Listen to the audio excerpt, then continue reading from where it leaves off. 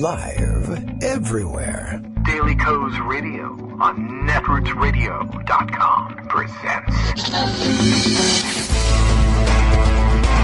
David Walton, Kagro in the Morning Show.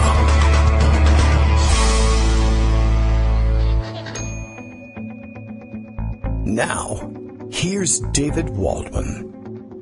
Good morning, everybody. How you doing? It is Monday, September 4th, Labor Day, September 4th, 2017. Welcome to it. Are you taking the day off? Did you get the day off? I got the day off. Surprise, everybody. This is a pre-recorded program. I don't mean to disappoint you, but I thought it would be nice if we took Labor Day off in honor of all the hardworking folks, as opposed to me, who gets to sit here and talk it up every morning. I enjoy what I do, and I wouldn't exactly call it labor. But nonetheless, the fam's at home, and it makes it for a difficult time broadcasting in the morning. And hey, who doesn't like to sleep in when you get a chance and maybe have a nice breakfast with the family? Let's all do that. Let's all turn off the show. Just kidding. And, well, you could do it. You could go and listen to the podcast. How about that? You'll be pretty up to date, too. You won't miss out on too much. I do have this news, Sunday night news. They will no doubt all be talking about this in the morning, unless, of course, there's a nuclear war with Korea in between then and now. But Politico has the story late Sunday evening that Donald Trump is a gigantic jackass. And he's decided to end DACA, as he says, with a 6-month delay. Now, nobody's entirely sure what that means. I mean, there's no difference between you and Donald Trump in that sense. I don't think he has any idea what it means. He may be trying to make it look like he's softening the blow somehow. I really don't know what he thinks he's up to on this. I look at it this way. He could drop dead inside of 6 months. So there's that. I mean, I guess we'll take the Friedman unit, but I don't really know what he means by a delayed implementation. So who even knows? Besides which, it's already a nightmare for everybody. So I'm not certain that dragging it out 6 months does any good, but I'll take any delay we can get in anything that's disastrous like this. You never know. I mean, all the delay that we got on the health care bill ended up, I think, sort of kind of killing the thing. New announcements on that front, by the way. We can add that to our pile of updates. But here's the news from Politico. They were the first ones out, and very likely there's more digestion of the story available early this morning. But let's go to the Politico report of last night. Trump has decided to end DACA with 6-month delay. President Donald Trump, I can't believe I just read that. President Donald Trump has decided to end the Obama-era program that grants work permits to undocumented immigrants who arrived in the country as children, according to two sources familiar with his thinking. Oh, who could that possibly be? There's thinking happening? Senior White House aides huddled Sunday afternoon to discuss the rollout of a decision likely to ignite a political firestorm and fulfill one of the president's corpse campaign promises, I should probably call it. Trump has wrestled for months, really, over whether to do away with the Deferred Action for Childhood Arrivals, known as DACA. He has faced strong warnings from members of his own party not to scrap the program and struggled with his own misgivings about targeting minors for deportation. Conversations with Attorney General Jeff Sessions, can't believe I just read that, who argued that Congress, rather than the executive branch, is responsible for writing immigration law, helped persuade the president to terminate the program, the two sources said, though White House aides caution that, as with everything in the Trump White House, nothing is set in stone until an official announcement has been made, and who knows how he's even going to make that. In a nod to reservations held by many lawmakers, the White House plans to delay the enforcement of the president's decision for 6 months, giving Congress a window to act, according to one White House official. But a senior White House aide said the Chief of Staff John Kelly, who has been running the West Wing policy process on the issue, thinks Congress should have gotten its act together a lot longer ago. Well, that's true. He's not wrong there. Trademark. Trump is expected to announce his decision on Tuesday, because he's going to sleep late today, probably. And the White House informed House Speaker Paul Ryan of the president's decision on Sunday morning, according to a source close to the administration. Ryan had said during a radio interview on Friday that he didn't think the president should terminate DACA and that Congress should act on the issue.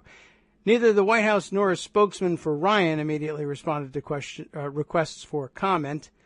The president's expected announcement is likely to shore up his base, which rallied behind his broader campaign message about the importance of enforcing the country's immigration laws and securing the border. At the same time, the president's decision is likely to be one of the most contentious of his early administration, opposed by leaders of both parties and by the political establishment more broadly. The White House and Congress have tried to pass the issue off on each other, with each arguing that the other is responsible for determining the fate of approximately 800,000 undocumented immigrants who are benefiting from DACA. Though most Republicans believe that rolling back DACA is a solid legal decision, they are conscious of the difficult emotional terrain, really. Someone must have slipped that into their morning television routine or something. Utah Senator Orrin Hatch joined Ryan in cautioning Trump against rolling back the program.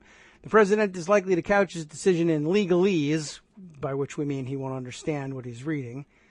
Many on the right, even those who support protections for children brought into the country illegally through no fault of their own, argue that DACA is unconstitutional because former President Barack Obama carried it out unilaterally instead of working through Congress.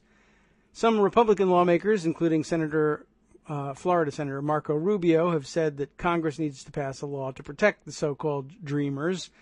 My hope is that as part of this process, we can work on a way to deal with this issue and solve it through legislation, which is the right way to do it and the constitutional way to do it, Rubio told CNN in June.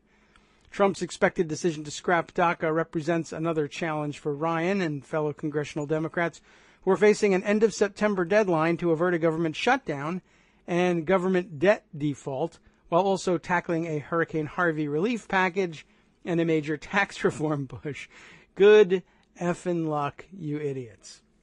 So there's a lot going on now that it is September and the work period for Congress begins again.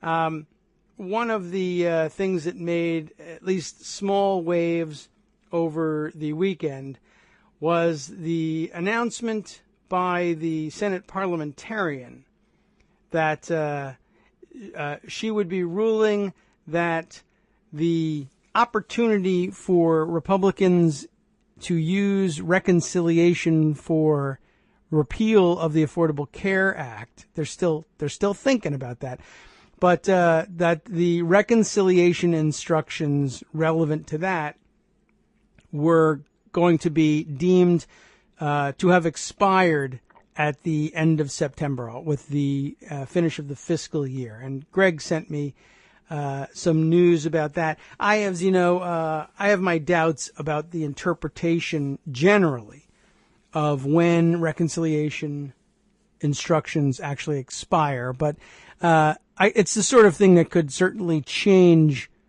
based on the language of the reconciliation instructions, the language used in the budget resolution to set out those instructions. In addition to which, of course, longtime listeners to the show will know that we did a pretty in-depth inquiry into those instructions. And, well, there's not a goddamn part of them that means a thing, basically. I mean, all parts of the reconciliation instructions were pretty much thrown out the window as far as I'm concerned. So the idea that you would be a hardliner in deciding based on, I don't even know what, that the reconciliation instructions would expire at the end of September. I mean, great. I'm glad it will make things difficult for them. I just don't know what the basis of the decision is. I don't know whether, and it wouldn't be just, well, that's tradition. I mean, there's probably a rule somewhere or there's precedent somewhere, but it's not entirely clear. And I have no idea why they shouldn't be able to act on instructions in a budget resolution that they haven't used yet. And so long as the Congress that passed it is still in session, I don't think it's a real problem. At the end of the second session, at adjournment sine die, when all unpassed bills die, I could see where that would expire the reconciliation instructions. But whatever. I'm not going to help them to do this. And I don't think it represents a huge obstacle. I think we're still many of us laboring, not here on this show, laboring under the misunderstanding that reconciliation as a procedure can only be used once a year. That is, that there could only be one reconciliation bill passed. And of course, even if that were the interpretation, why it couldn't be an omnibus reconciliation bill that deals with instructions on several subjects, I have no idea. So, for instance, this news was greeted with some enthusiasm by, of course, Affordable Care Act fans. That would be everybody in the country, pretty much, when you get right down to it. But it was greeted with excitement because, one, the reconciliation instructions were going to expire, and Congress is extraordinarily busy during the next couple of weeks, and they only have 13 working days in September to get this stuff done anyway. So it was unlikely they were going to be able to use the old reconciliation instructions to try again to repeal the Affordable Care Act. And because of their announced intention to use the reconciliation process for tax reform, whatever that might be, people came under the impression that that meant that Affordable Care Act repeal was off the table for next year under reconciliation too. Now, it might be off the table for political reasons, but there's no particular reason why it should be taken off the table because of reconciliation or any limitations on reconciliation. There's no reason why they couldn't pass a budget resolution that instructs the relevant committees to undertake both tax reform and repeal of the Affordable Care Act. And then you could simply have all the relevant committees do their work and report to the Budget Committee, and the Budget Committee would report out an omnibus reconciliation bill that both repeals the Affordable Care Act and implements tax reform. Except, one, Republicans at heart aren't ready to repeal the Affordable Care Act because it's well-liked and effective, and it will murder them at the polls if they go ahead and do it, and that's why they balked the first time. And two, there's no tax reform plan, and these idiots aren't likely to come up with one, honestly, that even needs reconciliation. To be quite honest, I don't think it's even going to become an issue. But I guess they would want to do it so that it wouldn't, I don't think it would require reconciliation to get the job done. It just requires reconciliation to get around the filibuster. But ultimately, their tax reform is, well, we're going to cut the rates for high earners, and that's it. I don't think we have anything particularly complicated here. So anyway, I don't think that protects us a great deal, but I don't want to get anybody depressed here. Let's see. Greg had sent me a tweet from Andy Slavitt. Let's open this thing up and take a look at it and start by asking, who's Andy Slavitt? Andy Slavitt ran Medicare and Medicaid and the Affordable Care Act for President Obama. That's what he says right in his Twitter bio, so you know it's true. Well, he does a number of other things now because he doesn't do that anymore because Obama isn't president. But he sent this out, what was this date? Oh, Friday. In Friday afternoon, very big news. He says, Senate has 30 days left to repeal ACA on a partisan basis this go-round. And that's the key part there, this go-round. There could be another one, is what I'm saying. This tweet included a press release from Bernie Sanders, who is the ranking member on the Senate Budget Committee. And it says this: parliamentarian determines reconciliation instructions expire September 30th. Which, by the way,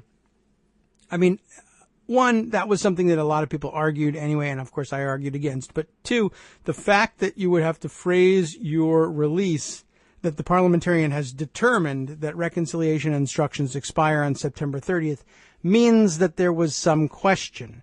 If it was simply always the case that they expired at the end of the fiscal year, there would be, one, no reason to have waited on the edge of our seat for the parliamentarian to have said anything, and two, no reason for press releases announcing that we have sat on the edge of our seats for nothing. Anyway, here's the press release. Bernie Sanders, ranking member on the Budget Committee, released the following statement after the Senate parliamentarian determined that the reconciliation instructions to repeal the Affordable Care Act expire at the end of the fiscal year, September 30th. Today's determination by the Senate parliamentarian is a major victory for the American people and everyone who fought against President Trump's attempt to take away health care from up to 32 million people. Now that the parliamentarian has determined that the Senate Republicans cannot use reconciliation instructions to repeal the Affordable Care Act beyond this fiscal year, be careful. We need to work together to expand, not cut, health care for millions of Americans who desperately need it.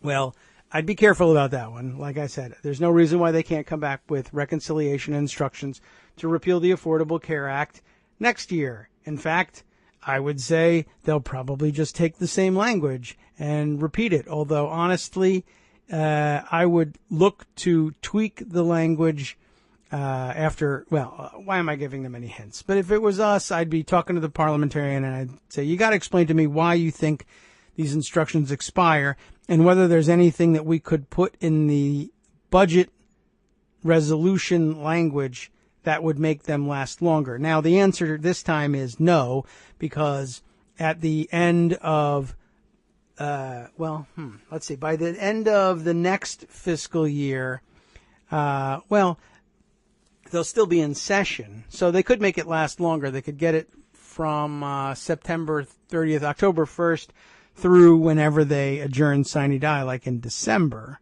You could buy yourself a little extra time. But I think, like I said, the fact that everyone is expressing their marvel at this decision having been made tells you what you need to know. It wasn't an automatic thing, and it was mistakenly assumed to be such. And, well, what can you do? Who cares? Practically speaking, is the practical implications are all anybody is really interested in, I'm sure.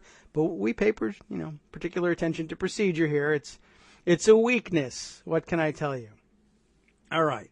So let's see. What other things happened over the weekend that require updating? There's lots of really interesting tiny stories. There's some big overarching stories.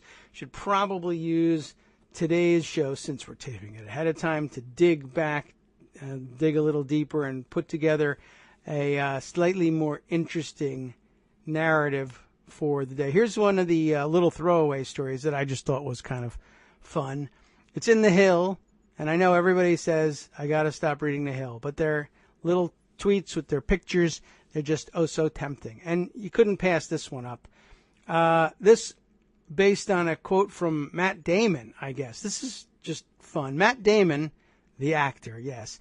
Directors had to write Trump apart to shoot movies in his buildings. Brandon Carter writes this one. I just thought this was funny. It was illustrated, the tweet was illustrated with a screen cap from the, like Home Alone 2. Donald Trump is wandering through his stupid building in New York. The big golden stupid one, Trump Tower. And Macaulay Culkin, I guess, is lost in New York. Wasn't that the subtitle of Home Alone 2? He's not home, though. But okay. Well, anyway, the real point isn't that whether he's home or not. He's lost in New York. That's the key point. And I guess he wanders into Trump Tower and he runs into Donald Trump, and they have a stupid interaction of some kind. And I don't even know. I don't know. I think I've seen on YouTube the clip. Who cares? It's dumb, right? Why is it dumb? Here's the answer. Actor Matt Damon on Friday railed against President Trump's abhorrent comments following the violence at the white supremacist rally in Virginia, and told behind-the-scenes story about filming movies at Trump Organization buildings. This is the fun part. The deal was, he says, that if you wanted to shoot in one of his buildings, you had to write him in apart. What a jackass. Can you believe this? That's what Damon said. Damon's not the jackass. It's Donald Trump. Damon said in an interview with The Hollywood Reporter, Martin Brest had to write something in Scent of a Woman, and the whole crew was in on it. You have to waste an hour of your day with a BS shot. Donald Trump walks in, and Al Pacino's like, hello, Mr. Trump. You had to call him by name. And then he exits. You waste a little time so you can get the permit, but then you can cut the scene out, Damon said. But I guess in Home Alone 2, they left it in. Damon, promoting his new movie, which you have to say his name in the movie, I think. Anyway, also said he was very concerned about the state of things in the U.S. Thank you very much for noticing. And praised Special Counsel Robert Mueller for defending institutions against Trump's attacks. Hopefully his investigation is going smoothly, Damon said. He can't wrap things up soon enough as far as I'm concerned. Well, we share that concern. Damon also said Trump's comments following the violence in Charlottesville were absolutely abhorrent, according to Entertainment Weekly. To see these young, aggrieved white boys walking with their torches and screaming, "Jews will not replace us," it was just shocking, Damon said. Then, the night that the president made his many sides comments was absolutely abhorrent. Damon has criticized Trump in the past, and he donated to Democratic nominee Hillary Clinton during the 2016 elections. It's extremely important that you know that, because otherwise you might think that writing a stupid line where you have to say, "Hello, Mr. Trump," for no friggin' reason whatsoever in a movie, because the guy wants to be, for a guy who hates Hollywood, he can't stand being left out of any Hollywood movies. It's important that we say that, because otherwise you might think he was biased for no particular reason. Whereas now we have to declare him, oh, well, you see, he's a Democrat, not a filmmaker who had to deal with an annoying jackass property owner and do something so stupid and wasteful just to placate the guy's enormous ego. That could never happen to a Republican, right? Okay. Well, anyway, I just thought that one was kind of interesting, and that I would share it with you. And I was right. I did share it with you. See? I knew I was right. Here's another interesting, possibly dumb piece, but this is part of an overall theme. I'm not going to take up the theme just yet, but we may have to return to it. You've seen this in the news, the whole idea of John Kelly coming in and taking over as chief of staff and riding herd on Trump. We're going to have to touch on more about that, but because I've got a New York Times piece that's really kind of astounding about it. I shouldn't have shortchanged it yet, but you've likely read it. I'm going to go over it a little bit too, because there's some pieces on it that I really wanted to pull out. But here's an additional tidbit on top of all that. In addition to what will we say about this? Having his running battle with the president himself, who hired him to do this job, to please give us some control, make us look good to the establishment. He can't stand it. And they're grating on one another. And, well, you'll hear from the New York Times thing, some incredible interaction between the two of them. It's not just him. And, Bannon, I'm sure they didn't get along, but he's at least gone. Who knows whether he gets along with Miller or not. But this one wasn't a surprise exactly, but it was worth a chuckle. The Daily Beast reporting this one. Lachlan Markay and Aswan Subsang. I never did get the hang of his name, and I should probably work that one out. John Kelly pushing out Omarosa for triggering Trump. You gotta love that, right? The new chief of staff is trying to cure the chaos that infected the West Wing, and Omarosa is patient zero for unfettered access to the boss. Wow. He never did fix that, huh? Newly minted White House Chief of Staff John Kelly has sought to put a dent in the influence of one of President Donald Trump's most famous advisors, Omarosa Manigault. Amazing. The former Apprentice co-star, that's a big promotion, co-star, who currently serves as the communications director for the Office of Public Liaison, has seen her direct access to the president limited since Kelly took the top White House job in late July.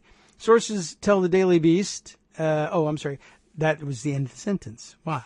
Sources tell the Daily Beast, period. You see, that's how these things work. In particular, Kelly has taken steps to prevent her and other senior staffers from getting unvetted news articles on the president's Resolute desk, a key method for influencing the president's thinking, and one that Manigault used to rile up Trump about internal White House drama.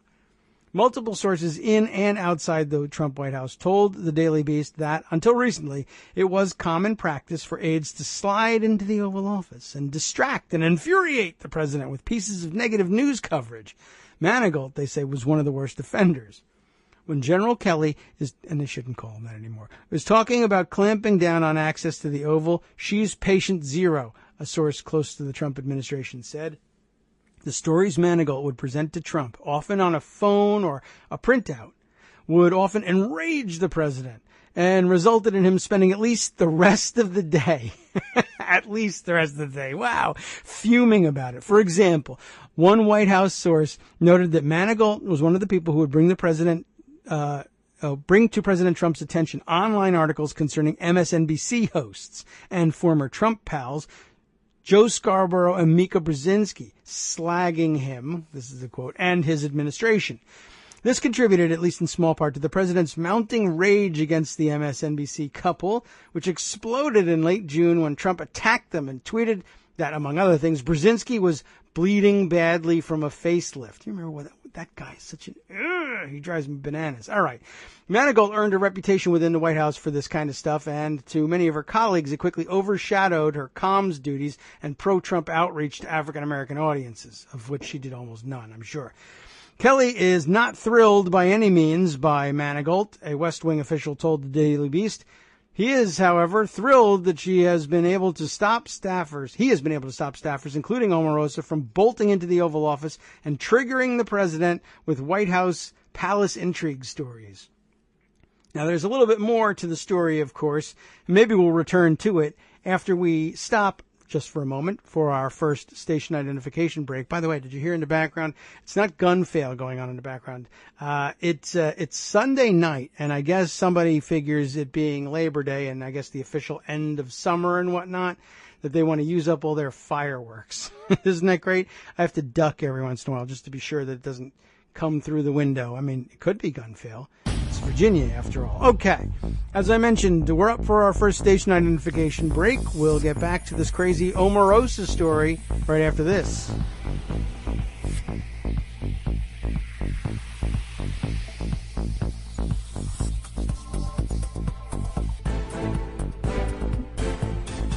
And welcome back to the Kagro in the Morning Show right here on Netroots Radio. Thanks for hanging on with us at the end of the break. I know I left you on the edge of your seat waiting to find out exactly what else Omarosa Manigault might have been up to. It's really hard to believe that she's there at all, or that Trump is president. I know it's difficult for all of us. Let's see. I want to see if there's any more really great stories about the kind of dumb stuff she pulls. One of Kelly's first organizational changes upon taking the chief of staff job was to strictly limit and vet the information that aides put before the president during official work hours, anyway. According to a pair of internal memos first reported by Politico, Kelly also imposed new restrictions on what used to be very lax Oval Office walk-in privileges for senior staff. The free flow of information and casual pop-ins during the day had become a means for officials to enlist the president in their preferred policy initiatives, damage the standing of White House rivals in the president's eyes, or nudge Trump toward a particular attitude or mood. Of particular concern for Kelly were stories from conspiratorial right-wing websites that occasionally whipped Trump into a frenzy over issues such as the White House West Wing leak problem. In Manigault's case, sources said the stories generally originated at more obscure, gossipy websites and concerned White House palace intrigue, media personalities, or prominent Republicans in Congress. Ever since Kelly instituted the new regime, Trump's former reality TV co-star's capacity to influence her boss during the workday has taken a hit. She's not happy about it, another White House source said. She has a bond that goes back years with Trump and resents being cut off like everyone has. To be sure, the president still uses his private cell phone to speak with and solicit advice from a small inner circle of longtime aides and friends, Manigault among them. Though Kelly has sought to limit and streamline the pipeline of information into the Oval Office, there's not much he can do about the president's penchant for calling up his closest advisors, even at odd hours, once his staffers depart for the evening. As Kelly has clamped down on the information that reaches the president through official channels, Trump's inner circle has increasingly reverted to phone calls with the president directly. The sense is that Kelly is essentially powerless to block Trump off from a coterie of friends and allies that predate the White House by years. Manigault's loyalty to Trump is not driven by ideology or politics nearly as much as it is by their long-standing personal relationship. Her executive branch experience dates back to the 1990s when she had a brief stint in the Clinton administration. That job didn't last long, as she was reportedly a nightmare to work with, to the point that at least one female colleague wanted to inflict physical violence on her. Wow, that's linked too. I'm kind of curious about that one. Let's open that up. Before becoming a top Trump campaign surrogate and joining his Republican administration, Manigault was a big fan of Barack Obama and Hillary Clinton. Manigault's passionate defense of Trump has sometimes escalated into her threatening people with supposed enemies lists, including one incident where she reportedly told a reporter that she was among several journalists on whom the White House officials kept dossiers of dirt. It's so great our enemies are making themselves clear so that when we get into the White House, we know where we stand, she had previously told IJR at Trump's election night celebration. Let me just tell you, Mr. Trump has a long memory, and we're keeping a list. The White House did not respond to a request for comment, and Manigault declined to comment on this story. Officials spoke on the condition of anonymity because they were not cleared to talk about Omarosa. Kelly is not the first to attempt to limit access by some of Trump's longtime confidants, including Manigault. His predecessor, former Chief of Staff Reince Priebus, tried to structure West Wing meetings in May to cut down on the number of aides with direct access to Trump in those settings. The New York Times reported at the time that Priebus had sought to exclude Manigault in particular from as many meetings as possible. But Priebus mostly failed to meaningfully limit the steady flow of information to the president. The optimism aides expressed at the time about his effort to restructure internal White House operations could be a warning for Kelly, who was attempting to succeed where Priebus failed. The trains are now running on time. Trump's friend and confidant Tom Barrack boasted to the Times of White House restructuring efforts in May. 2 months later, Priebus was out of a job after routine public humiliation inflicted and sanctioned by Trump himself.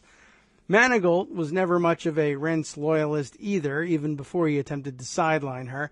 Two sources told the Daily Beast that during the earliest days of the Trump White House's brief Anthony Scaramucci era, a relentlessly chaotic 10 days that kicked off with an attempted Scaramucci-led purge, Manigault was among the several Trump allies who sent in a list, yet another one of her stated lists, of people she thought Trump should fire. Her list skewed heavily toward establishment Republicans.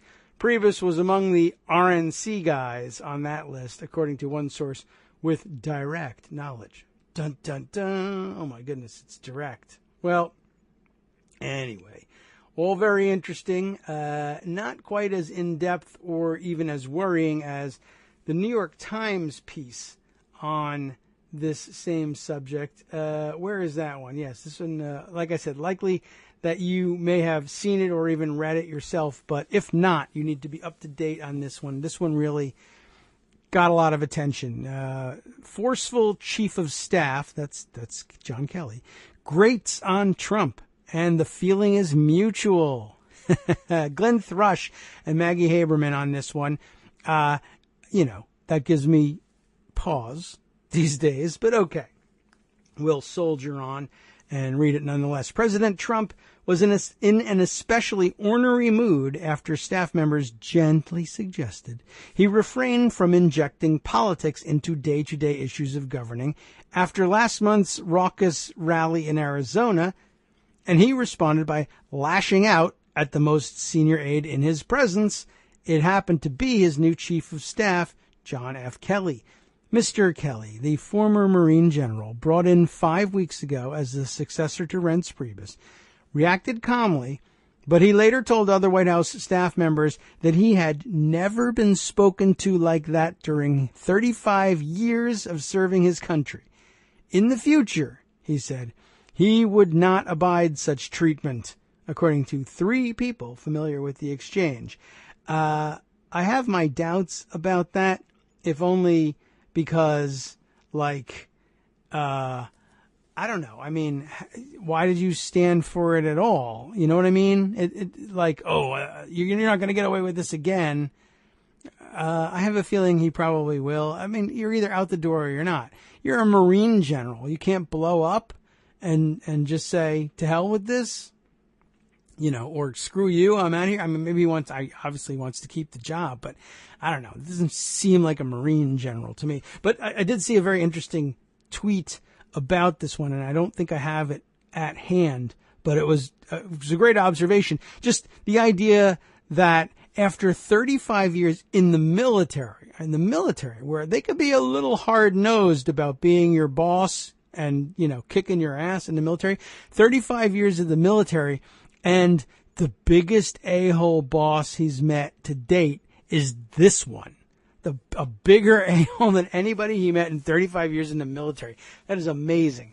And it really brings back the idea, like I brought to mind for me, the whole weirdness of Trump as blue-collar hero or whatever. The white working class is so into him because he's so brash and tough and everything. And it's amazing to me that who's more familiar with the concept of the jerk a-hole boss than the white working class or blue-collar worker? You don't have to be white to know what it's like to have an a-hole boss, obviously. But it's like country song fodder that your boss is a jerk and an idiot and a rich a-hole, So, I don't know why they don't seem to recognize it. It's just amazing to me that they decided, oh, you know what I'll do? I'll show you liberal elitist latte sippers. I'm going to vote for the biggest, most famous a-hole boss in America. And he's going to implement policies that's going to make it that much easier for my a-hole boss to be an a-hole to me. And that'll show you. Yeah, you got me there. I don't really know what to tell you. Anyway, back to the real story here. While Mr. Kelly has quickly brought some order to a disorganized and demoralized staff, well, he brought them order. He didn't bring them morals or remoralize them, I guess. He is fully aware of the president's volcanic resentment about being managed, according to a dozen people close to Mr. Trump. And he has treaded gingerly through the minefield of Mr. Trump's psyche. This guy's not fit for the presidency is what this means. But the president has still bridled at what he perceives as being told what to do. God, I wish his mother would come back from the grave and smack his face. But she'd probably be on his side. Anyway, well, she's his mother. What are you going to do? And she's dead. It's not going to be very effective. Like every other new sheriff in town, Mr. Trump has hired to turn things around at the White House or in his presidential campaign. Mr. Kelly has gradually diminished in his appeal to his restless boss. What is different this time is that Mr. Trump, mired in self-destructive controversies and record-low approval ratings, needs Mr. Kelly more than Mr. Kelly needs him.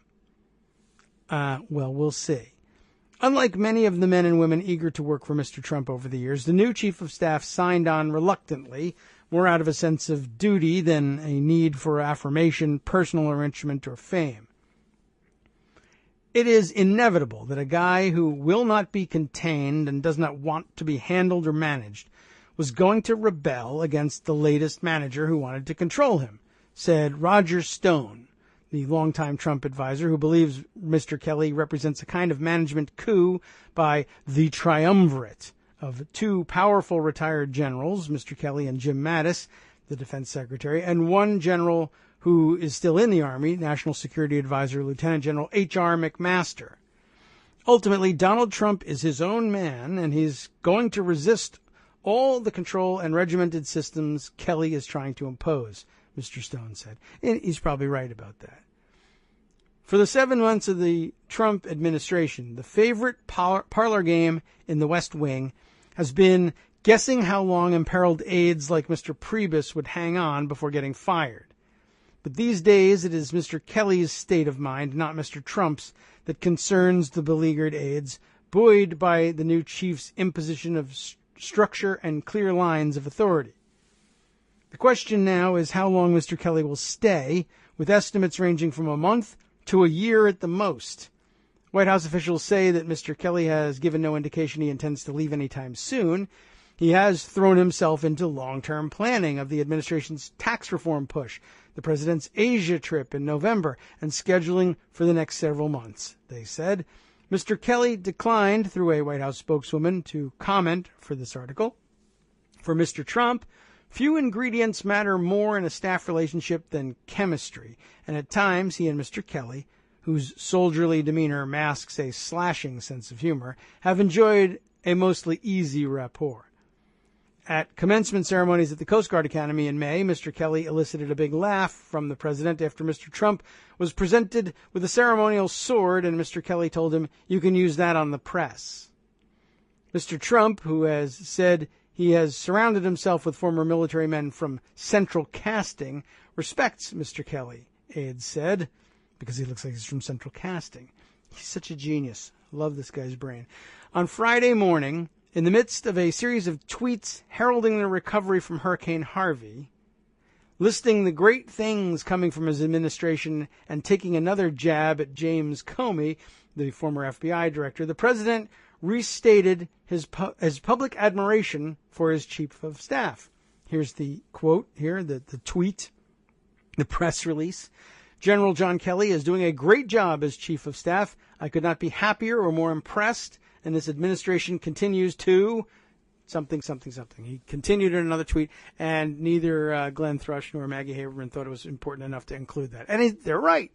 They're not wrong. Trademark. Long-serving advisors and friends remember when Mr. Trump also embraced the tighter controls imposed by Paul Manafort when he was brought on as campaign chairman in the middle of 2016. Then they saw Mr. Trump quickly turn on him. But in his short time in the White House, Mr. Kelly, a 67-year-old native of Boston, has had the most significant impact of any of the campaign or White House aides who have worked for Mr. Trump, according to interviews with a dozen current and former Trump aides and associates. He has regimented, as no one ever has done before, the flow of paper, people, and information inundating an omnivorous and undisciplined Mr. Trump. Omnivorous. I mean, they make it sound like he's a voracious reader, and he's not. Even of crap. He just isn't. The president, for his part, has marveled at the installation of management controls that would have been considered routine in any other White House. Wow. Look at that. Wow. "I now have time to think," a surprised Mr. Trump has told one of his senior aides repeatedly over the last few weeks. I don't know if that's such a great thing. Besides, what was all the golf about? Never mind. Mr. Kelly cannot stop Mr. Trump from binge-watching Fox News, which aides describe as the president's primary source of information gathering. So sad. But Mr. Trump does not have a web browser on his phone and does not use a laptop. So he was dependent on aides like Stephen Bannon, his former chief strategist, to hand-deliver printouts of articles from conservative media outlets. Now Mr. Kelly has thinned out his package of printouts so much that Mr. Trump plaintively asked a friend recently where the Daily Caller and Breitbart were. Mr. Kelly has told his staff time and time again that his goal is to rationalize the chaos that has engulfed the management of the West Wing. Managing Mr. Trump is beyond his or anyone else's powers, he has said repeatedly.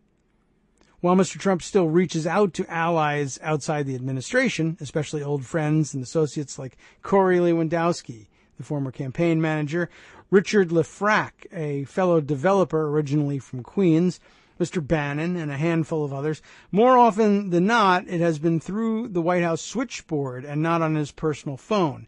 And Mr. Kelly has usually listened in on the calls, according to two people with direct knowledge.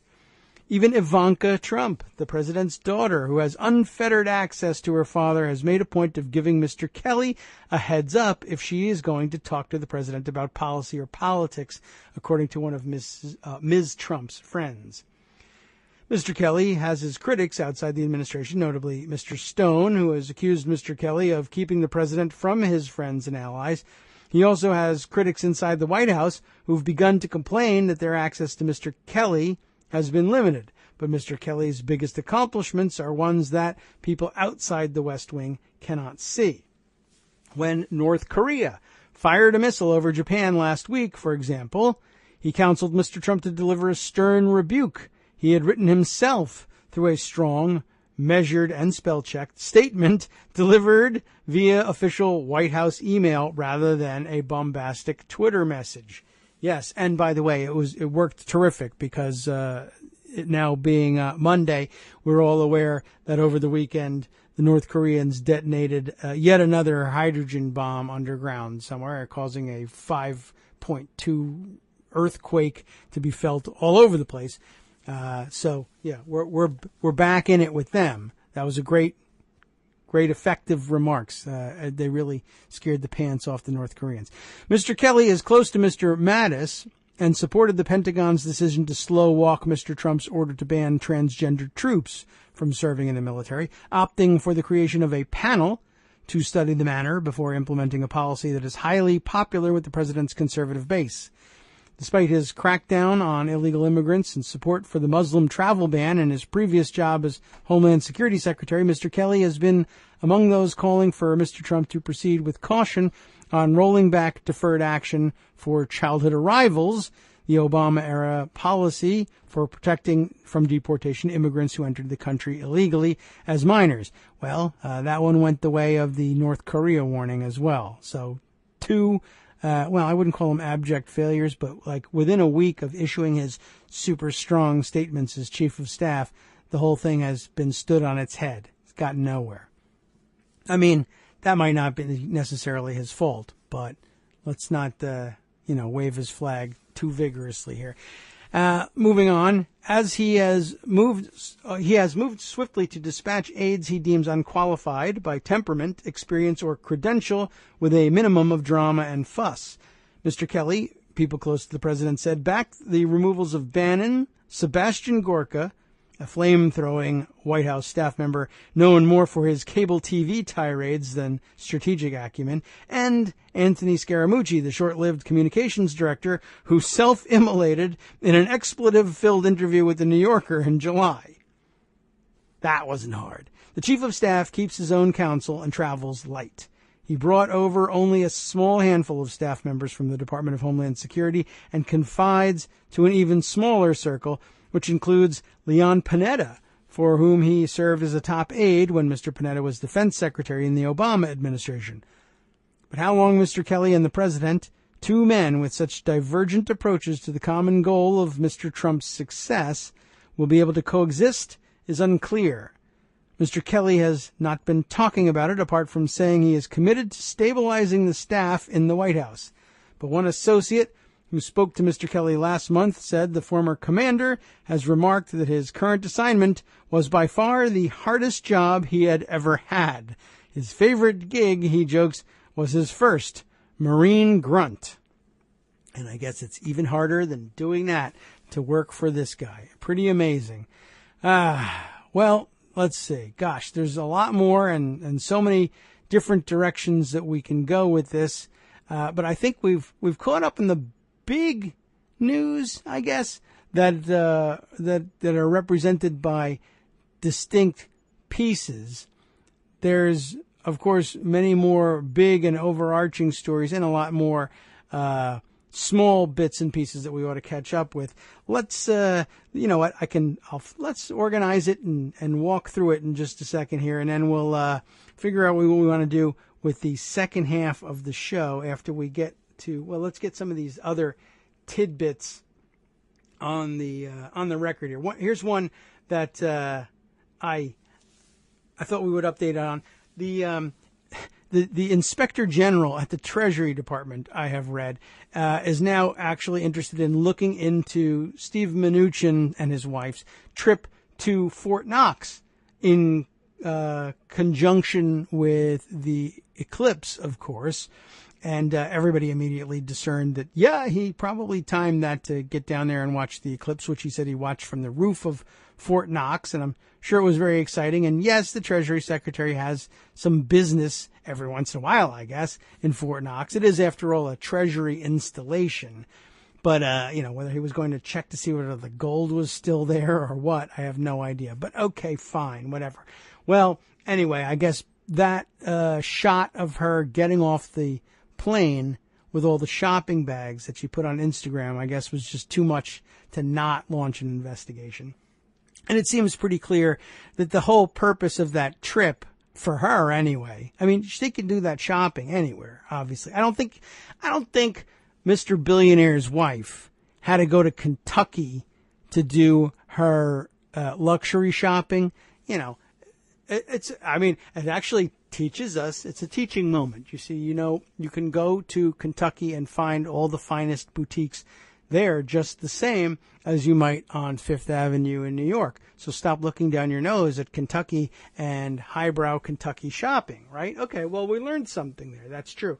But obviously the whole thing was about showing off to her friends and getting that Instagram photo of her coming off of the government plane. She wanted a shot of her getting off a plane that said United States of America on it. Because they could have gone, he's a billionaire. He could have chartered a plane. He probably owns a plane. They could have gone on a private plane, but a picture of her getting off of some nondescript private plane, or God forbid, a commercial jet with all of those bags, Instagramming that would just be tacky. Her friends would not like that. That's just, what, just shopping in another state that you flew to shop for the day? Everybody does that. We're not interested in that. What's cool here is that you commandeered a government plane to do it. And anyway, I figured that was probably at the heart of what she was after from this trip. And of course, that's the heart of what he was after, because he was after making her happy. And that's not a terrible thing to do for your wife, right? The make her happy part. But stealing from the government to do it, that sucks, especially if you're a billionaire. I don't know why she was so thrilled about that. But okay, whatever. They have a complex relationship. For about 10 minutes, they've had a complex relationship. What are you going to do? Anyway, so now he's under investigation. But I was also curious because it was an immediate response like, oh, well, maybe the Treasury Secretary, because he's in the line of succession. And he's not real high in the line of succession. But then again, so many people in this line of succession ought to be under indictment like now, yesterday, 6 months ago, a year ago, that I guess it makes a difference how high, if you're 10th in the line of succession, that could be pretty serious. So somebody suggested that maybe he has to take a government plane. So I just thought I would note for the record that Glenn Kessler, the fact check guy, the Pinocchio guy for the Washington Post, tweeted the other day that he just says, when I covered Treasury and when Summers and O'Neill were Treasury Secretary, I guess that's when he had that job, and when he traveled with them, they took commercial flights. So it's just flat not the case that they had to take that government plane. They just wanted to. So, yeah, and he attaches the Washington Post story about the fact that there's going to be this Inspector General review. I don't know how serious a thing that is. That may just be the mechanism that they use for saying, well, it wasn't terrible, and we're not recommending any reprimand of him. It just, we wish that there had been better optics involved. And so I don't expect anything serious to come out of that one. But I thought I would put that on the record anyway. Let's see. Other interesting things that are of note that we can perhaps include before the break. Let's see. Well, we can certainly hint at a couple of things, including I've got a fairly significant collection. Maybe we'll just save this for the second half of the show. A fairly significant collection of stories about Russian bots on Twitter and Facebook and the like, and how you can spot them and what they're up to these days, and some weird stories about their relationship with the platform that they're chiefly active on Twitter, that I think is a little speculative but a little disconcerting too. And it's the sort of thing that I wouldn't be ordinarily quite ready to run with.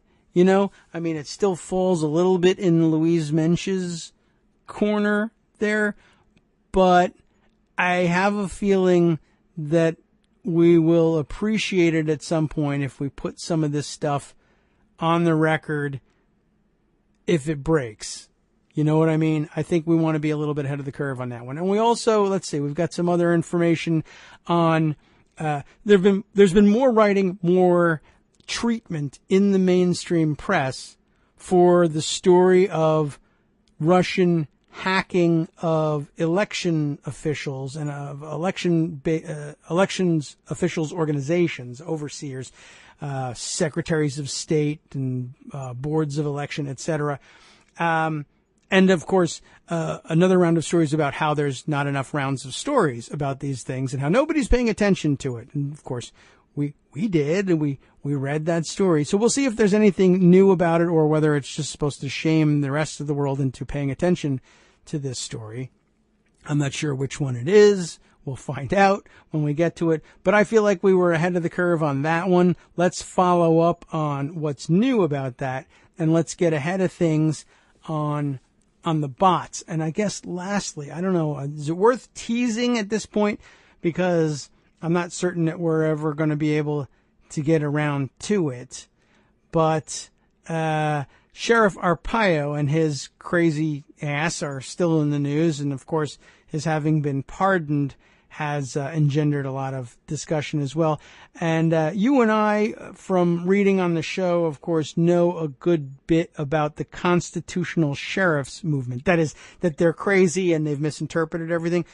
But there's a lot of writing and a lot of focus on what they're about in light of the pardon that I think we ought to catch up with as well. All right, but all those things, of course, we'll have to catch up with on the other side of our second big break for station identification coming up right now.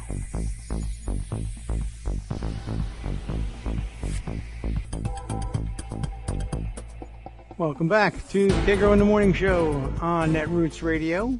Thanks for waiting with us through the break, and we're into the second hour of the show. And man, there's just so much that I have to try and cram in here. I don't think I'm going to be able to cram it all in here. You can all cram it though. How about that?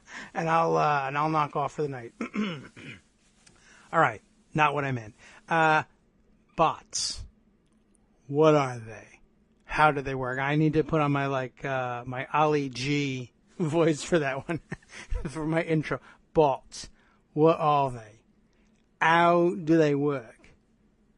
What is wrong with them? I don't know. It's I'm reminded of one of my favorite openings was the one on technology, which he pronounced as technology. What is it? How does it work? So anyway, bots. What are they? I don't know. You know, we all know sort of what they're used for, and why they're in the news. But I have this collection of stories about them, how to spot them, what they're up to, whether or not they're Russian, and some other things that if this works right, we'll be ready for the story to break. One of the things that I think I'll have to set aside in terms of reading it all the way through. I mentioned to you earlier, the New York Times did a story the other day, Russian election hacking efforts, wider than previously known, draw little scrutiny. This is a September 1st piece from Friday. Let's see, Nicole Perlroth, Michael Wines, and Matthew Rosenberg, all with very easy for me with my Western tongue to pronounce Western names. I have to get better at the non-Western. Still bothers me. But okay, you've likely seen this piece. A lot of discussion about this one. And we have been talking about these things. They have drawn scrutiny on our show. But of course, like I say, we're always relying on the reports of our mainstream traditional press for the most part on these things, with a little dash of fun speculation from online sources thrown in for good measure.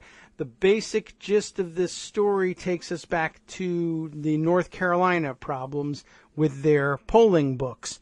Remember that? And that they weren't experiencing hacking that they suspected was changing vote totals, and they weren't hacking machines, and they weren't quite doing things that straightforwardly, but they suspected that the outside vendors that they had used to supply their electronic polling books that they used to check people in at each precinct the vendor had been hacked, and that and a large number of these counties and precincts got what were essentially corrupted electronic poll books, and they had a hell of a time with people showing up to vote and being told they had already voted or that they weren't registered anymore, but all kinds of chaos that got created in the bluest counties of North Carolina, which is troubling all by itself.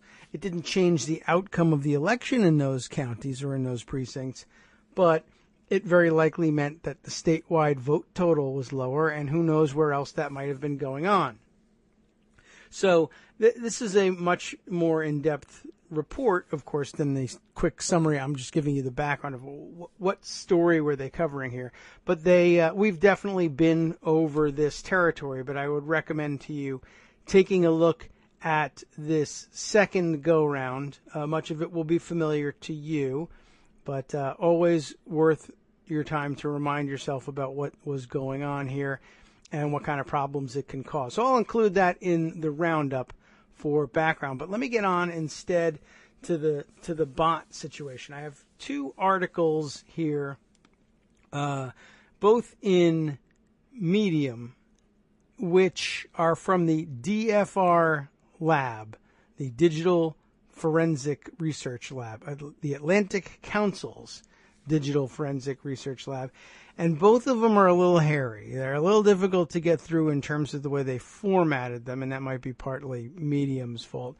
And then one other piece that's from BuzzFeed that reminds us that it isn't just the Russians involved in the bot world. So let me, I guess I'll start with the one from the DFR Lab, Battle of the Botnets. This is a July 28th piece. Their follow-up from August 28th. They waited a whole month to tell you how you could spot a bot. I think we all have a pretty good suspicion of what goes into these things, but I thought I might take a look at that. The Battle of the Botnets. President Trump's fans and foes go head-to-head with Twitter bots, which is an enormous waste of time, and I think that's probably a good part of the reason they operate. I think last week we were talking about the seemingly what appeared to be bot-driven attempts to confound all sense and reason by blaming President Obama for Hurricane Katrina response. Of course, he wasn't the president. And I think a couple thousand people probably spent, well, if they spent even a second on it, it was too much, but they spent hours battling with people who appeared to be actual American citizens who were confused or otherwise about whether or not Obama was the president after Katrina. And it seems impossible. And I had a feeling that it wasn't just straight up bots, that it was people just essentially trolling, looking for ways to make you angry and spend your time in unproductive ways. And you shouldn't be paying attention to every single thing the bots do. But I guess if we have a better overall picture of who they are and what they do and why they do the things they do, we'll be able to, I don't know what, hopefully plan accordingly. Let's see what the Digital Forensic Lab has to say about this. One of the most unsettling trends in the American political debate is the distortion of discussions on social media by automated accounts. This post details one such discussion on Twitter and the types of account that distorted it. So one good example of what's going on here. On July 20th, the New York Times published an editorial calling U.S. President Donald Trump his own worst enemy. The phrase quickly began to trend on Twitter, provoking accusations that the platform itself was colluding, and that's in scare quotes, with Trump's opponents. And there's embedded a tweet here from Paul Joseph Watson, the Prison Planet dude, who's like the more Alex Jones even, right? New York Times publishes another hit piece on Trump. He says, Twitter makes it trend. There's your collusion, with a little laughing smiley face emoji. And then in quotes here, Trump is his own worst enemy. Now, DFR Lab investigated the Twitter traffic to see whether there are any signs that it was manipulated, especially by automated bot accounts, which can retweet other users' posts without any human intervention. The analysis shows that traffic around the phrase "Trump is his own worst enemy" was repeatedly distorted by clusters of automated accounts of various sorts. One reason the phrase trended for hours was because users both for and against President Trump argued about it, highlighting the unintended consequences of attacking a topic. Traffic on the phrase was moderate, reaching some 7,500 tweets during the day. Nonetheless, it makes an excellent case study in the different sorts of bots and the ways in which they can distort the way humans discuss issues on social media, in this case, Twitter. So first, there are news bots here. The battle of the botnets began, look at this, they have a whole timestamp on it, at 7:23:19 UTC, or 3:23 and 19 seconds Eastern Standard Time, on July 20th, or at least this battle did, soon after the New York Times published its article online and almost 12 hours before the New York Times tweeted about it. And they have a whole timeline of it here, embedded here for illustration. In the dark of the New York night, a slew of Twitter accounts began tweeting an identical message. The text, "Trump is his own worst enemy," by Charles M. Blow via New York Times. And here it is. Here's one of them from Gary Cattermole is the name associated with it. "Trump is his own worst enemy" by Charles M. Blow via New York Times. It has a link. It has the picture illustrating it, the print article, the whole bit. So it's sort of like a neutral tweeting of the thing. Here is the story. In the space of 17 minutes, 50 different accounts tweeted the exact same wording. This screen grab is from a machine scan. Shows a sample. Okay. So there's just 1, 2, 3, 4, 5, 6, 7, 8, 9, I don't know, 12, a dozen or so profiles. All have tweeted the same thing. Of course, you know, it's interesting when you go to the story that it links to. I mean, if you just hit the tweet button for that story, isn't that what it does? What it puts in there? Like I'm going to go to the story right now. So what does it offer me? My tweet is going to be, "Trump is his own worst enemy," right? And that's as far as it goes. That's exactly what. Yeah, I mean, I guess. Does it say by Charles M. Blow?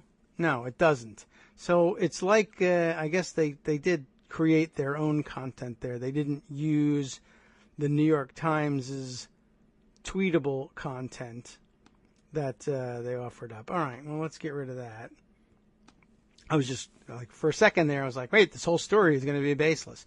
So, enclosed in quotes, "Trump is his own worst enemy," and then with the byline, and in capital letters, it's all caps, by Charles M. Blow, via NYT. Then it has the shortened link, and then hashtag leadership. And that's the intriguing part. Do they all have that? I guess the hashtag leadership isn't there, but all of them have Charles M. Blow in all caps and the identical shortened link. So, the use of the phrase "via NYT" indicates that these posts were shared directly from the New York Times website.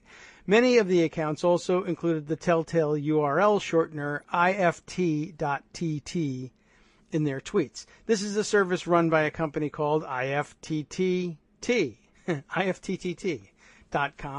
which allows users to automate their posts with an "if this, then this" routine. For example, if a post contains a certain hashtag, retweet it.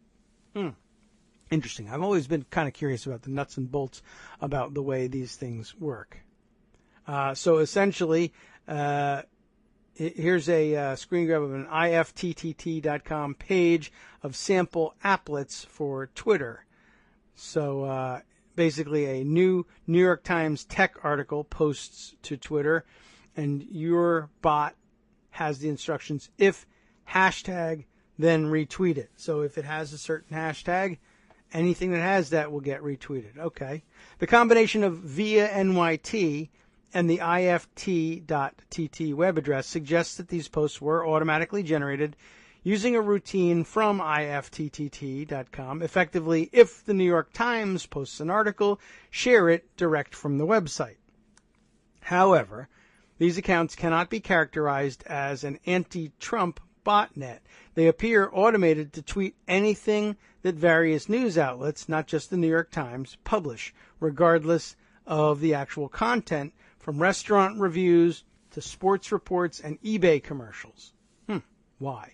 The most obvious examples are one name that there's little point in trying to pronounce it, not because it's super difficult or foreign, but because it's gibberish. But okay, here's a couple examples here, each of which shared the post at 7:25 UTC, a few seconds apart. These are the most active Twitter accounts the author of this article has ever seen. One of them here, Anthony7289U. I mean, that's the kind of, the other one is more gibberishy, but that one at least has Anthony and a bunch of numbers in there. So this account, this Anthony7289U, whatever, was created on May 20th, 2017, and by July 26th, just a little over 2 months later, had posted 105,000 tweets. Mostly shares via a mixture of websites, with Fox News, the New York Times, and eBay prominent among them. This equates to an average of 1,590 tweets per day, an inhuman rate of posting. And I mean literally inhuman. The other one, which I guess we'll give it a shot, the first name of this handle, BUUQYE _ ZIIQPU. See, was there a point in trying to pronounce that? This account shared a similar style of posts, but was even more active. Created on June 12th, 2017, it had tweeted 74,200 times by July 27th, an average of 1,638 posts per day. Here's a screen grab of a typical one here. These are obvious bots, but they are not political bots. Their main activity appears to be advertising eBay products. That at least makes some sense, right? The other apparent bots in this first wave of amplifiers appeared to have more specialized tastes. GazCat, the one we looked at before, that's the actual handle of the one we identified as Gary Cattermole. GazCat. Oops, I've lost my place here. Where are we? GazCat, the very first to post Blow's article, shares articles from the New York Times, HBR.org, Entrepreneur.com, and, unusually, TWTD.co.uk, a fan account for UK soccer team Ipswich Town. In a separate scan of tweets posted from July 13th to July 27th, this account posted an average of 49.9 tweets per day. All of them, apparently, shares from news sources. A second account, Herschel's IV is what it looks like. It's Herschel's, and then, I don't know, it is IV. Herschel's 4, Herschel Civ, I have no idea what that's supposed to be. Shares the New York Times, the Boston radio station WBUR.org, and U.S. public broadcaster NPR. As of July 26, all its most recent posts were shares via its usual websites without comment. A machine scan of its tweets between July 13th and July 27th shows that it posted an average of 212 times per day, the vast majority of these from news sites. A cluster of these early posters shared the name at RichTVX, plus the name of a country. In other words, RichTVX India, or RichTVX Russia, or RichTVX Lebanon, for example. These largely share New York Times posts and Fox News alerts, often with little or no content relevant to the country name. It is a little bit weird, but they have all their own accounts. There's a RichTVX Russia, RichTVX India, They're all out there. Here's an embedded tweet from Rich TVX Russia. 5 places to shop in Seville by Shivani Vora via New York Times, and then a link. What would that have to do with Russia? Nobody knows. However, the India variant shared stories from the Times of India as well. And here's a tweet from Rich TVX India, and there you go. Times of India story. Overall, these bots do not appear to have had any political motivation. Some largely focused on the New York Times. Others shared a wider variety of outlets. None, however, added their own comments to the articles shared, other than that one that added the phrase, "Hey, look at this article," to each post, or appeared to select the articles according to subject matter. Each one only tweeted the New York Times article once. Their only effect, therefore, was to create a small spike in Twitter traffic in the early hours of the U.S. morning. Now, on to anti-Trump bots, the OctoberNet. At 9:58 UTC, however, the editorial's author, Charles M. Blow, tweeted his article to his 371,000 followers. Here it is. Read my column, Trump is his own worst enemy, and let me know what you think. With a link, this time using the New York Times shortening link, same photo, same setup, direct from the New York Times website. This was rapidly amplified, with the first retweet coming in less than a minute. This is fast, but not unusual given the number of followers Blow has. A more unusual move began half an hour later at 10:20 UTC when 16 accounts retweeted Blow's post in the same minute. It is no coincidence that they did so simultaneously. These accounts regularly retweet the same posts at the same time, and many of them were even created on the same day. For example, that is the accounts were. For example, at Filling DC Swamp, at Could Be Delusion, and at Just Trying to Keep Up were all created within a few hours of each other on October 21st.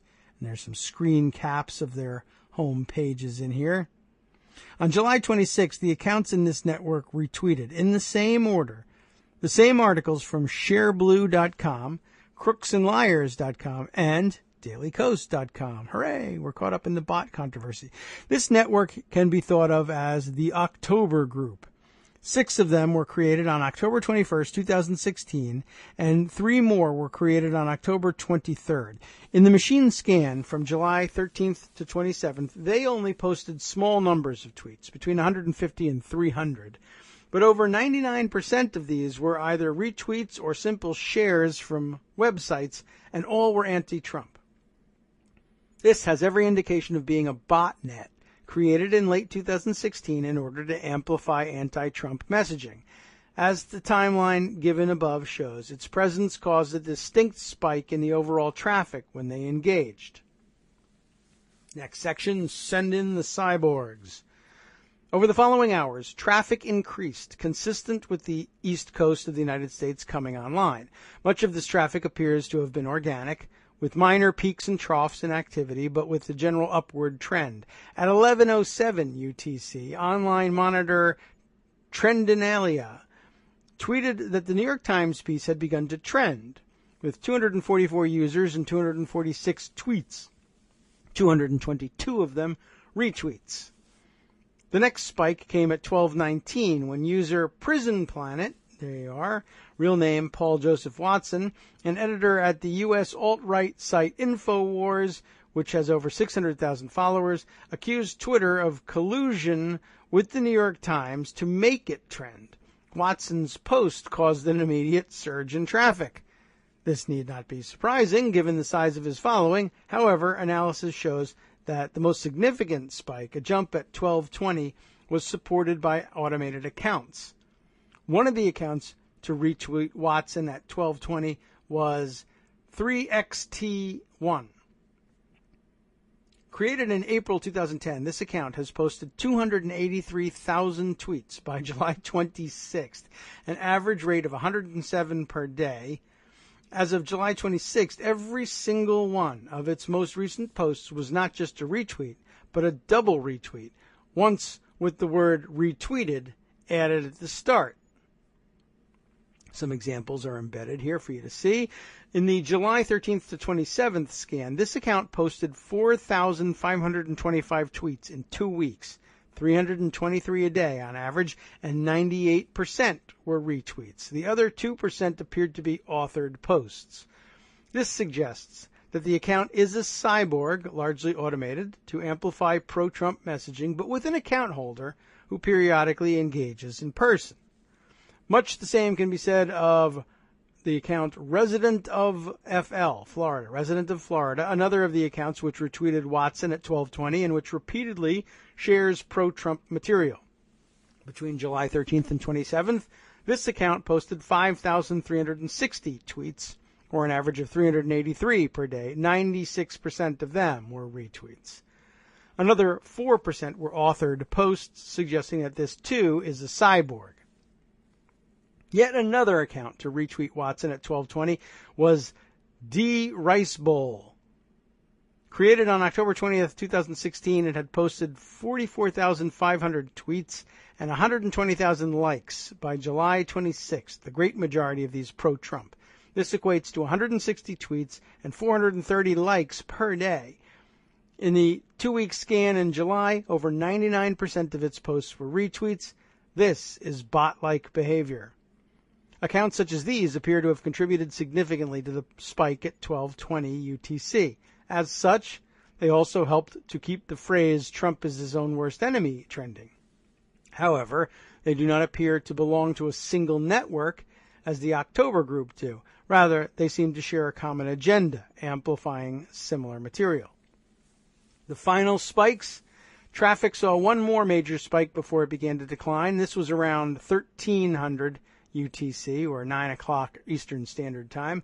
3 tweets drove the majority of the traffic. In chronological order, they were a post from Blow at 12:59 UTC saying that his article was trending, a post from CNN commentator Keith Boykin at 13:04 praising Blow's article, and a post from online gambling account Everyone Bets at 13:12 implicitly criticizing the article.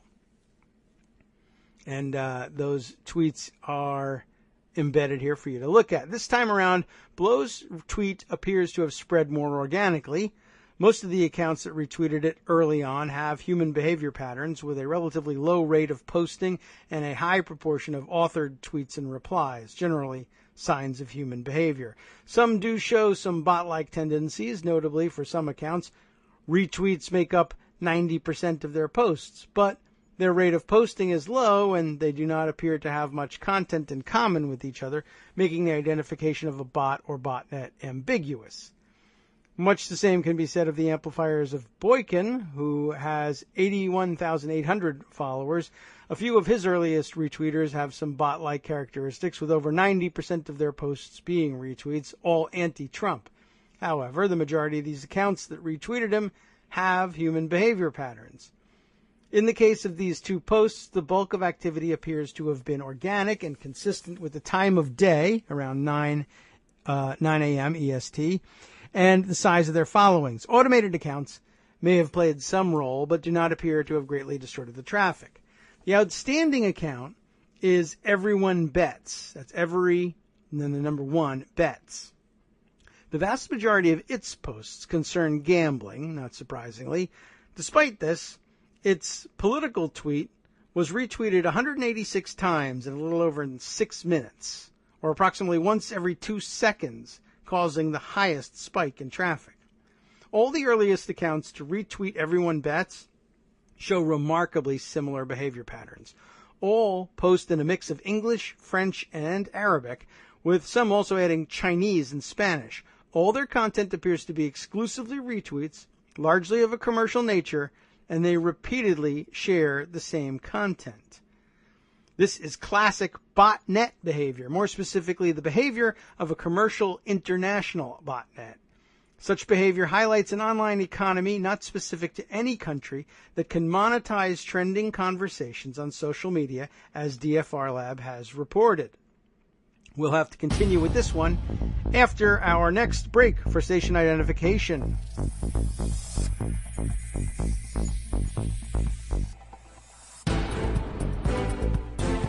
And we're back with more of the Kagro in the Morning Show here on Netroots Radio. Our exciting conclusion coming up now that we are done with our station identification breaks. Thanks for waiting with us. And let's get to the point of this, if we can, with the DFR lab piece here. We left off by mentioning that this was a great illustration of classic botnet behavior and sort of defining the terminology that they use as between bots and cyborgs and botnets, and in this case here, a commercial international botnet. Where we left off, it says, of course, such behavior highlights an online economy, not specific to any country, that can monetize trending conversations on social media, as DFR Lab has reported, with a linked article to do all the explaining. Under the headline of Influence for Sale, Bot Shopping on the Dark Net. The surprising feature, the article we are currently reading continues, the surprising feature is that on this occasion, the bots turned to a political subject rather than its usual commercial ones. This may suggest that the amplification of the Everyone Bets tweet was paid for. The conclusion of this piece, then, the Twitter traffic around the phrase Donald Trump is his own worst enemy is a case study in the use and behavior of bots. It illustrates both the different types of bots in circulation and the way in which they can distort online debate. The traffic began with a number of news bots whose only purpose appears to be to share various news sources.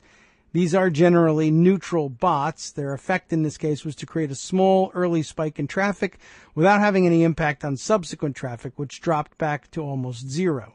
The traffic began to grow organically some hours later, but was distorted by the intervention of the October bots, a network of political influencers amplifying anti-Trump messages. Less than an hour after those bots engaged, the hashtag was trending, probably due in part to their intervention. Watson's response to the trending message triggered another spike, boosted by a number of accounts with cyborg tendencies. Unlike the October group, these appears to have acted independently, their preferred mode of operation being rapid retweeting rather than sharing stories online. Ironically, their intervention helped keep the phrase they attacked trending. Finally, the Everyone Bets group showcased yet another different sort of network. These accounts clearly belong in a single group, but do not appear to have a political focus. Rather, they seem to have a commercial focus. What is most striking is the sheer number of opposing bot groups involved in this one incident. The New York Times story was amplified in turn by news bots, anti-Trump bots, pro-Trump cyborgs, and a group of commercial bots, all in the space of a few hours and a few thousand tweets. Their interventions repeatedly distorted the Twitter conversation, as the spike in the timelines demonstrate. Thus, the key lesson of the Trump is his own worst enemy incident is the extent to which automated accounts are shaping traffic and potentially trends in the U.S. political debate online. All of that from Ben Nemo, whose name we have called before. He's the Senior Fellow for Information Defense at the Atlantic Council's DFR Lab. It's interesting. I mean, it ended up being a more dry and technical examination of different kinds of bots. He's got another piece here. Did Nemo write this one? Which I'll save for later, or perhaps we'll read or provide for you to read offline. It's rather lengthy. It also is Ben Nemo's thing, but it's basically how to spot bots, although I think we got a lot of the gist of that one from this rather dry piece. But I guess one of the questions is, of course, who's running this stuff? And we've heard lots about Russian hackers and whatever else, and not really hackers running the botnets per se, but people who are essentially in exchange for money just engaging in paid distortion of the debate online. But it's not all just Russians. I have this BuzzFeed News piece here that I think is interesting. Never mind the Russians. Meet the bot king who helps Trump win Twitter.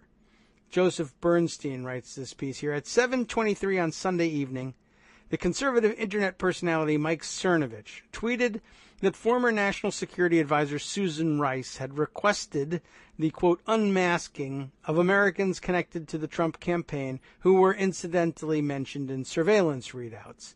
In case you were wondering about the dateline on this one, it is old, of course. You'll recognize it from that story. April 5th, 2017 is the dateline on this one. At 7:30, the owner of the Twitter account Micro Magic Jingle TM, that's what it says, Micro Magic Jingle TM, like trademark, noticed and began blasting out dozens of tweets and retweets about the story. Would be nice to get Susan Rice trending, he tweeted at 8:16, and then he made exactly that happen.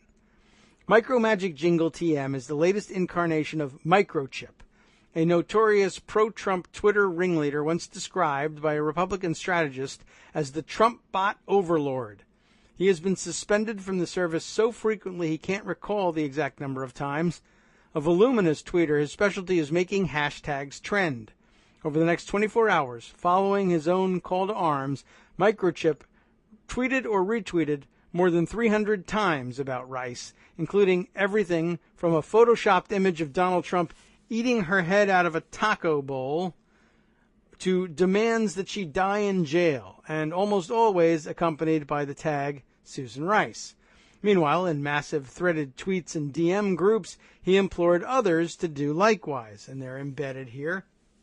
And you can see what he's doing. He's just basically, all his tweets are a list of other allied Twitter accounts, their names, and then the word Susan Rice, and then the hashtag Susan Rice, a clue to them that they should just do whatever they can. They just retweet the word Susan Rice over and over again if they want to, but that they should turn on to the story and help make it trend. I'm sure, we've all seen it happening or imagined it happening. Anyway, by 9 a.m. Monday, the tag was being tweeted nearly 20,000 times an hour and was trending on Twitter. By 11 a.m., 34,000 an hour. As of Tuesday morning, the tag was still trending, partially thanks to a tweet from Donald Trump Jr. At 4:48 p.m. Monday, 18-odd hours after he started his campaign, Microchip was ready to call it a success. Embedded is the tweet in which he does so. Starting with a single Cernovich article, we knocked this one out of the park. We can do this every day, just like we did before. Before? What did he mean by before? Before the election, before the campaign, and long before, since before Russian interference, quote unquote, was the mantra of every political consultant, British former member of parliament, and American senator turned Tolstoy enthusiast. Microchip has been figuring out how to make pro-Trump tags go viral on Twitter. When people talk about Russian Twitter bots, they are, very likely, sometimes talking about his work. They've ranged from the innocuously rah-rah Trump train hashtag to the wildly xenophobic rapefugees to the extremely unconfirmed hashtag Cruz sex scandal and hashtag Hillary groped me. What they've all had in common is a method, the focus of speculation for nearly a year, and a chief promulgator, Microchip, about whom little is known. I could be doing this, by the way, for us. I do this all the time. Very often I'm worried I'll be suspended for just tweeting the same story 10, 15 times with a different comment attached to it. I just like to do that. I like to talk. You see, I have a radio show. Indeed, Microchip, who operates behind a VPN, a special secure network that obscures his location, is an object of fascination and fear even among some of his political and ideological fellow travelers who hope not to end up on the wrong side of one of his Twitter campaigns. One conservative observer of the alt-right who spoke with BuzzFeed on the condition that his name not be used claimed he once hired private investigators to trace him. You can't, the observer wrote in a text message. He's too good. Gee willikers. Unconvincing internet investigations have suggested that Microchip could be anyone from the prominent alt-righter Baked Alaska, remember him, to Justin McConney, the director of social media for the Trump Organization, to a shadowy Russian puppet master. But in an interview with BuzzFeed News, the first with the media organization, Microchip said the truth, both about his identity and the method he developed for spreading pro-Trump messages on Twitter, is far more prosaic. Though he would not divulge his real name or corroborate his claim, Microchip said he is a freelance mobile software developer in his early 30s and lives in Utah. In a conversation over the gaming chat platform Discord, hey, remember that? Microchip, who speaks unaccented, idiomatic American English, said he guards his identity so closely for two reasons. First, because he fears losing contract work due to his beliefs, and second, because of what he calls an uninformed discourse in the media and Washington around Russian influence and botting. I feel like I'm a scientist, showing electricity to natives that have been convinced electricity is created by Satan, so they murder the scientists, he said. Indeed, in a national atmosphere charged by unproven accusations about massive networks of Russian social media influence, the story of how Microchip helped build the most notorious pro-Trump Twitter network seems almost mundane, less a technologically daunting intelligence operation than a clever patchwork of tools nearly any computer-literate person could manage. It also suggests that some of the current Russian Trump bot hysteria may be, well, hysteria. It's all us, not Russians, Microchip said, and we're not going to stop. Microchip claims he was a longtime staunch liberal who turned to Twitter in the aftermath of the November 2015 terrorist attacks in Paris and, quote, found out that I didn't like what was going on, so I red-pilled myself. Oh, boy. Through Twitter, he found a network of other people who thought liberal politicians had blindly acceded to PC culture and who had found a champion in Donald Trump. In his early days on the platform, Microchip said he started testing, dabbling in anti-PC tags like rapefugees and seeing what went viral. His experience as a mobile developer had exposed him to the Twitter API, and a conversation with a blogger who ran social media bots convinced him he could automate the Twitter trending process. Micro is a true believer, alt-right guy, wrote the Alt-Right Observer, who had Microchip investigated. He's brilliant and is not LARPing, live action role-playing, right? His tech skills are as real as his OPSEC, or operational security, as Microchip found other like-minded accounts. He said they began to organize themselves into enormous 50-person direct message groups. Within these groups, members would distribute content from the Drudge Report and Reddit's r/the Donald subreddit, then tweet it with a common decided hashtag and retweet one another's tweets ad infinitum. Microchip called the DM rooms simply retweet groups, and by September of last year there were 15 of them. Some of the groups were chock full of egg and anime avatars, according to Microchip, but others were composed of Christian conservatives or hardcore Zionists. Taken together, they were like a strange Twitter mirror image of the Trump coalition. Microchip added automation to these dedicated DM groups, which he insisted are populated entirely by real people with real accounts. He started using Add Me Fast, a kind of social media currency exchange in which people can retweet or like other tweets in exchange for points that they can then spend to list their own content, such as pro-Trump hashtagged tweets, to be promoted. You can also buy these points, and an investment of several $100s, according to Microchip, can yield thousands or even tens of thousands of retweets. A third component of Microchip's blended army of DM groups and crowdsourced social media signal boosters were simple Google script bots. These bots, which Microchip said you don't have to do any programming at all to run, can be programmed to find and like or retweet tweets featuring certain terms or hashtags. We learned about that just a moment ago. At its height, Microchip said, the network he helped create could reliably generate 35,000 retweets a day. It's high volume, and it takes work, he said. You can't take a break. You sit at the screen waiting for breaking news 12 hours per day when you're knee-deep in it. It's hard work. Microchip would sometimes reach his daily limit of 1,000 tweets a day, sometimes taking Adderall to focus, though he added, shaping a message is exhilarating.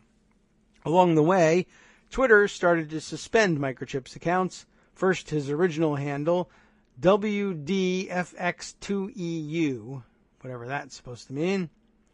Then subsequent variations, each started with a link to his Keybase page to verify his identity, and each presided over by the same avatar, the Instagram hunk Brock O'Hearn, wearing a Make America Great Again hat and eating an ice cream cone. Microchip showed BuzzFeed dozens of other accounts he owns, ready to activate if and when his current account, WDF X2EU95, gets suspended.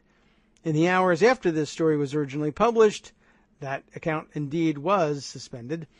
While it may take work to stay active, Microchip said he has an ideal platform in Twitter with which to shape his message. Twitter is easier than other social networks and more volatile, he said. Emotions run high at 140 characters. The chaos is perfect.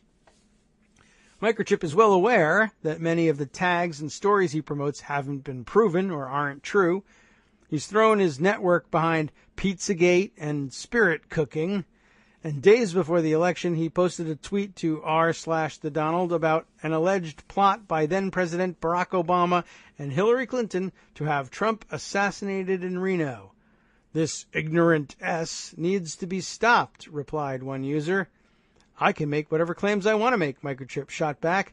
"That's how this game works." It's true that Microchip can make any claim that he wants, and it's impossible to say that his stories about his identity are true. He could be Vladimir Putin. But multiple aspects of his method can be confirmed. Microchip provided records of his activity on AdMeFast to BuzzFeed News. Alt-right sources confirmed that he was a consistent presence in their DM groups, and the day after the election, multiple pro-Trump accounts thanked him for his efforts. Micro put in serious work during the election, and I really respect his lack of ego, said another source within the Trump internet world who has worked closely with Microchip. He's anonymous, and he doesn't care about the credit. Indeed, the fact that Microchip's work, that much pro-Trump internet activity, is now reflexively assumed to be part of a Russian influence campaign is one of the reasons Microchip wanted to explain how he helped build it. Not to take credit, he repeatedly referred to the network as a group effort, but to set the record straight. "I'm not Russian," Microchip said. "I don't work for Trump. There could very well be Russian bots. I just never saw them, and we were in this pretty deep. We've been on Twitter every day for the last year and a half. I haven't seen any bots that I don't know who they are." And if Microchip is a Russian agent, it's worth wondering why he, nearly 3 months into the Trump presidency, has plans to expand his network in the coming weeks with a new set of botting tools. In a Twitter argument Monday with the Brooklyn developer Nathan Bernard, Microchip teased that his network is about to get much, much bigger. The botnet is about to happen 10x, 10 times, in about a week. He wrote, "Get ready." So, I guess we better get ready, although this is a story from April. So, I don't know. Are we ready? Did it happen? Did we not notice? Is it still about to happen? Not sure. But there's more, and more reasons why it might actually be something to worry about after all. And here's one of the things that struck me over the weekend. Here's where we'll get a little bit more speculative. And you start to wonder about these bots, even if they're not Russian. And it is important to note that, this story makes plain that a lot of it is at least driven domestically. And I could see that being the case. But I could also see it being the case that, if you're only after retweets, then it doesn't really matter to you whether those are paid retweets or Russian botted retweets or whatever. Some of them might be actual people, but they don't exactly behave like actual people. They just are in Twitter to retweet stuff and not anything else. So you begin to wonder what, if anything, Twitter might do about the fact that so much of the conversation taking place on Twitter isn't really anything that involves human beings. But I don't know whether they care, just so long as the site is busy and actively used and everyone can see that there's lots and lots of stuff going on it. But there's also a couple of good points that were made over the weekend by part of the speculative community, let's say. Beginning here with a tweet from John Schindler, who you may know as 20 Committee, and he's pretty deep into the speculation about the Trump-Russia connection. But he points out that one of the reasons Twitter hasn't really done anything about it in response to someone else's questions, have to wonder why Twitter tolerates bots devaluing their platform, especially those working for foreign governments. John answers, at this point, bots are their platform. And really, that can be straight up true with or without any Russian influence in any of this. I mean, bots, they're not people, but they are activity, and, they just need to show that they're a place where there's always going to be a consistent amount of activity. But there's more speculation that comes in the form of this tweet from Phil Riggin, who answers to John here, who's saying, I'd say that Jack, the Twitter founder, has at least $800 million in Russian funding to thank for keeping this platform solvent. Well, that's kind of interesting, and it links to a story that basically it's old, and that should be kept in mind, but what a story it is by the headline. Anyway, this is from the Telegraph, and pointing out the UK paper, of course. Twitter confirms significant round of funding led by Russian investment company. I said this was old, and where's the date line on this? 2011. So, I guess there's only so much you can take away from the fact that it comes from 2011. This was well before any of us thought about Russian influence on Twitter. But I guess if the plan's sophisticated enough and really being driven by the Russian government / oligarchy, it's worth thinking about the possibility that they may have been hatching these plans for some time. Well, here's the story by Amanda Andrews. Again, this is 1 August 2011. While the microblogging site did not outline the size of investment led by the Russian investment company in a blog post, reports put the deal at $400 million plus another $400 million in secondary funding. Twitter plans to use the funding for product development, hiring, and internal expansion. This was, of course, some time ago. Twitter published on the blog, we've come very far in a short time. Now we have an opportunity to expand Twitter's reach with a significant round of funding led by the venture firm DST Global, with the participation of several of our existing investors. So, okay, they got a lot of money. Who is DST Global? The leader of this investment group that put $800 million into Twitter back in 2011. DST Global, owned by internet tycoon Yuri Milner. Yuri, so come on. Milner, have we called this guy's name? I'm not sure. DST Global. Sounds familiar, but it's all tends to sound the same.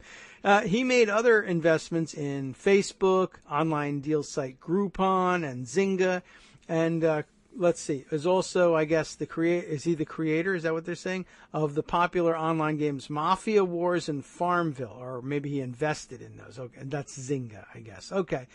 Twitter has grown significantly since it was founded in 2006, but it is unclear how successful it's been in translating its popularity into profit. And let's see, the rest of this article kind of really is just about the viability of Twitter as it was seen in 2011. It was really offered up for the fact that at some point Russian investors lead an $800 million cash infusion into Twitter. And I guess if they still own a significant chunk of it and are still significant backers of it, well, you wouldn't be very likely to see Russian bots or Russian influence erased anytime soon, I would think. As it turns out, other people have given this some thought, and from some strange quarters. I wouldn't necessarily have thought this was up her alley, but apparently Valerie Plame is concerned about this, and there's an article here linked in the responses to 20 committee's initial tweet here to a Vanity Fair piece. Maya Kosoff wrote this, and it's relatively recent, August 24th, 2017. Inside Valerie Plame's quixotic mission to buy Twitter and shut down Trump. Can the ex-spy take away the president's megaphone before he tweets the world into Armageddon?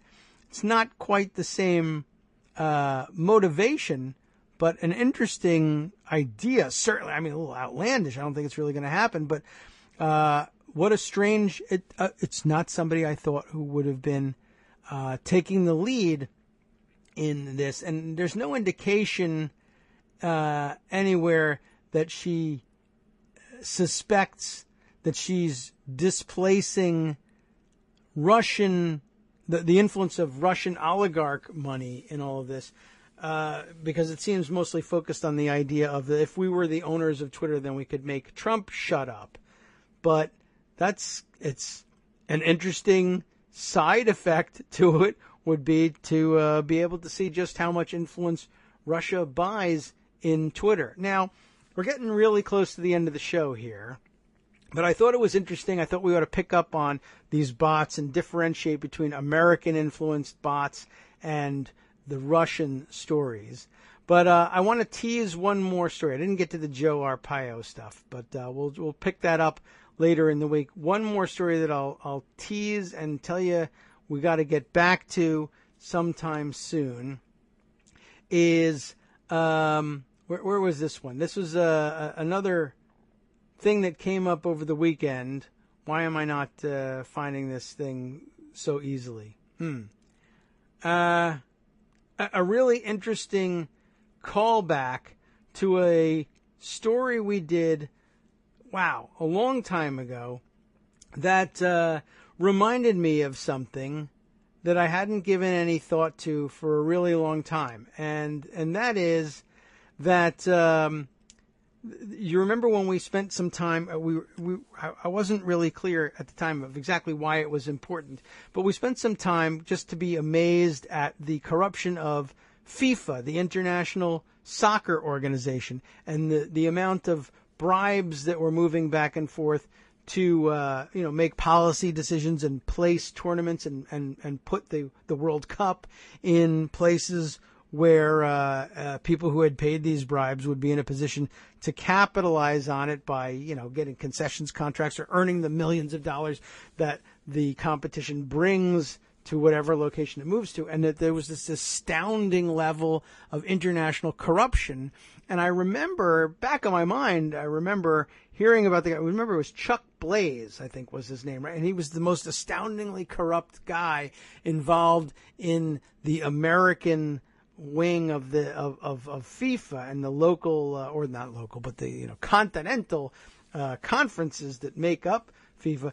And I remember now he lived in Trump Tower, which I found really kind of interesting and amazing. I mean, he just seemed like such a sleazy guy. It's sort of like it made some sense. But that's coming back into the news again, and I want to prepare everybody for that arrival or re-arrival in the news of FIFA and its corruption. Just remember that we brought that up here a while ago, and I'll get to it. We'll have to save it for another day, exactly why that becomes important again. I just want to throw that out there. And the Arpaio thing. Somebody remind me to get to that tomorrow. And, of course, I also wanted to bring up the international worry about election integrity and Russian interference in the elections of other countries. Did you know, for instance, Kenya has just found itself under order of its own Supreme Court to redo their presidential election. And somebody really clever and speculative has found out that apparently the winning candidate in Kenya is a client of none other than Cambridge Analytica. And they surprised everybody by winning. And now they think something's wrong with the vote. And how creepy is that? And they're not the only ones. Denmark and Sweden, it turns out, have a new program on specifically to counter fake Russian news. And our good friend from Norway, Bjorn, tells us that in his country, they're actually working very hard to prevent any Russian hacking by verifying their own votes and securing their election systems ahead of time as well. From Daily Kos Radio on networksradio.com. You have been listening to the Kagro in the Morning Show with David Waldman. So we definitely thank you for the tip, Bjorn. We're going to have to check in when we've got a little bit more time and weave together all the countries who are that nervous about this. It is amazing, and of course we knew it was coming too, but our Republican representatives here swore themselves to secrecy so they could capitalize on it. Very weird. Wish it hadn't happened. We'll talk more about it.